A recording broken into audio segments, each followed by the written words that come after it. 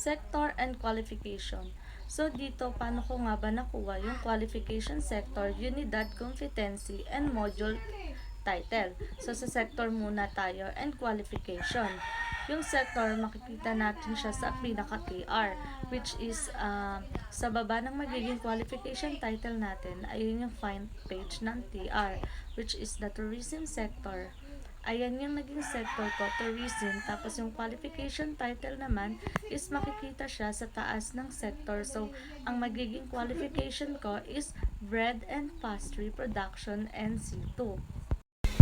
Unit of competency and module title. So, dito sa Unit of Competencies and Module title, makikita natin yung Unit of Competency under ng Common Competencies. So, ayun yung magiging Unit of Competency natin. Observe Hygiene Procedure. Tapos, ito namang Module title, same lang siya kay Unit of Competency. Pero, mag-iiba lang siya yung word magiging present participle action siya. Kaya yung observe is magiging observing. Papalitan natin ng ing yung pinaka last word. So, dito naman tayo sa learning outcome. So, yung learning outcome, makikita natin siya sa ating TR. At ayan yung mga TR natin, yung may mga unit of competency, unit code, unit descriptor, and yung learning outcome, matatagpuan natin siya sa ating element, which is yung learning outcome number 1. Follow hygiene procedure. Yung learning outcome number 2 naman, yung identify and prevent hygiene risk. Bali, ayan yung magiging LO1 and LO2. And then yung introduction, makikita natin siya sa unit description.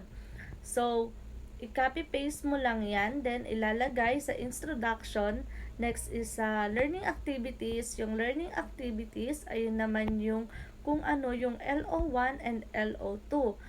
So, sa una nating ilalagay sa learning activities, yung LO1, yung follow hygiene procedure. So, ilalagay natin sa unang table, sa learning content is yung 1.1 workplace hygiene procedure. And same din siya sa susunod na box, which is handling and storage of items. Dito naman tayo sa methods.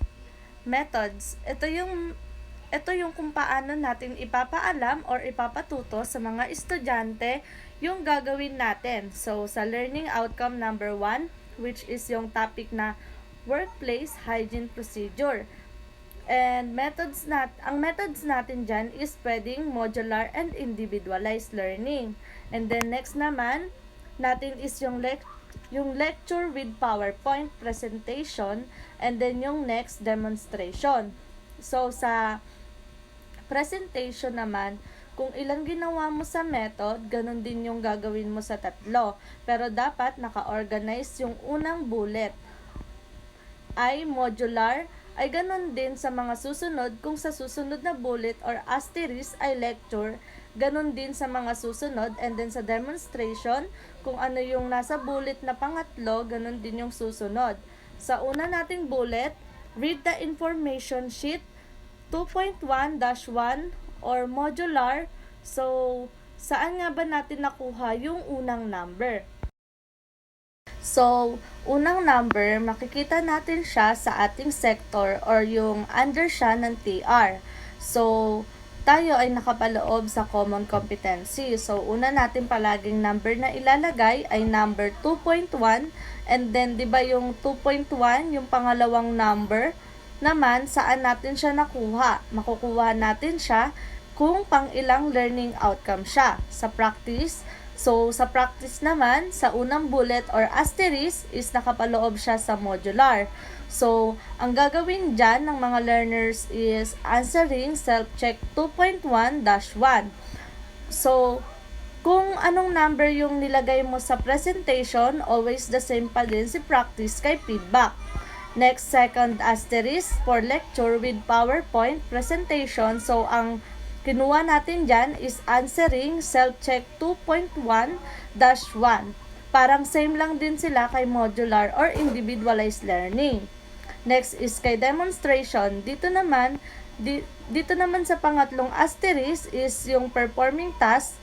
Sheet 2.1-1. So, sa feedback naman tayo, after magsagot ng mga modular is now going to comparing answer to answer key 2.1-1.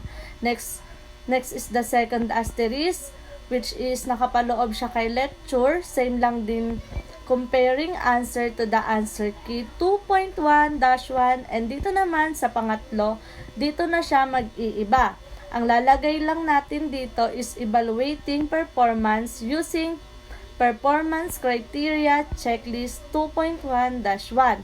Kasi after mag-perform or mag-demonstrate ng mga estudyante, there are now evaluating performance checklist. So, dito naman tayo sa resources. Ang mga resources natin dito ay yung CBLM. Kakailanganin natin yung information sheet, yung self-check, answer sheet. Ano nga ba yung CBLM? Yung CBLM dito kasi, ito yung magbe-base ng materials natin. Yung CBLM, ang naging meaning niya ay Center-Based Learning Materials. Sa second bullet, syempre, kailangan niya ng PowerPoint slides. And then, sa last bullet, yung task performance checklist and yung mga equipment na gagamitin natin. Sa time, dito naman sa time, makikita na tayo ay under ng common. So, 18 hours, kung ilan yung content mo, i-divide mo siya by 18. So, 5 divided by 18 is 3.6. So, almost 3 hours ka doon. So, hatiin mo yon kada learning content. So, kung sa unang asterisk, nilagay ko dyan is 3 minutes for modular and 1 hour for the lecture and PPT discussion. And sa demonstration naman is 1.5 hours. So, makakabuo tayo dyan almost 3 hours. So, ganun lang din kay learning content number 2. So, dito sa last part is yung assessment plan.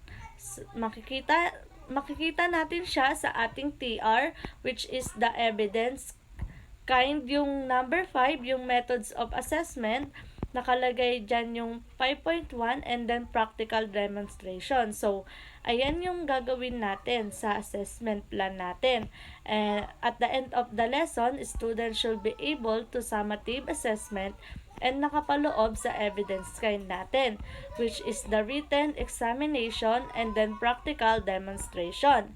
And sa last naman, sa teachers of perfection or of the lesson, dito magre-reflect tayo kung ano nga ba yung kabuuan na nangyari sa outcome. Kung naging effective ba siya, so later on, nilagyan natin na students learn and apply their skill, the use of competency-based learning. So, ayun yung paggawa ng session plan.